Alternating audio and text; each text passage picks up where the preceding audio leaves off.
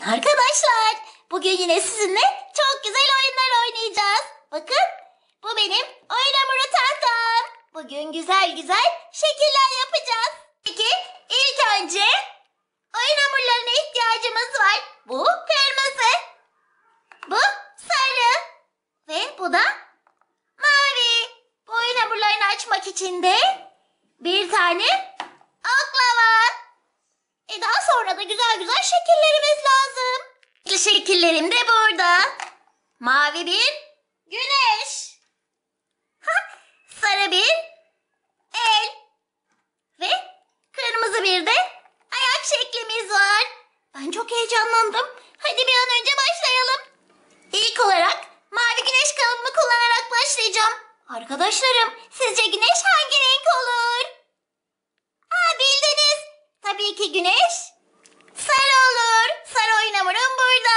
Şimdi hemen oyun hamurumu açacağım. İşte böyle. Tavamızı kullanarak hemen oyun hamurumuzu açalım. Bu kadar yeterli. Hemen kalıbımızı bastıralım. Bakalım sarı güneşimiz nasıl olacak? Bakalım güneş nasıl olmuş? İşte güneş çok güzel olmuş, gördünüz mü arkadaşlar?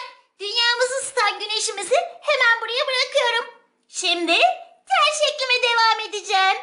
Acaba el mi yapsam yoksa kırmızı bir ayak mı?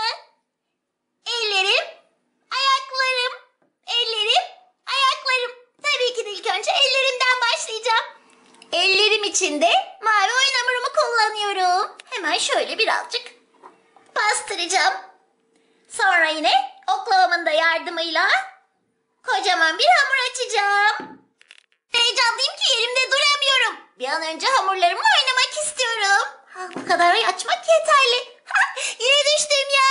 Hey Maşa, ne bu heyecan böyle? Ben hemen şu kalıbımı bastırayım en iyisi de heyecanım birazcık yatışsın. Bakalım şeklimiz nasıl olmuş? Çok güzel. Sayalım mı bir? 1, 2, 3, 4, 5. Tam 5 tane. Benim böyle bir şarkım vardı. Sağ elimde 5 parmak, sol elimde 5 parmak.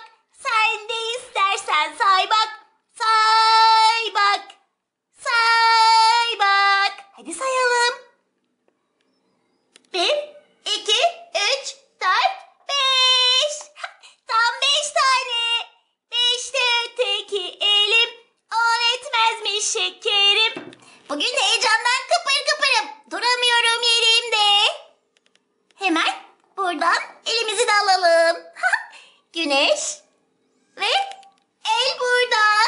Sırada kırmızı bir ayak. Hemen ayağımı yapacağım. Kırmızı ayağım içinde kırmızı bir oyun hamuru. İşte kırmızı oyun hamurum.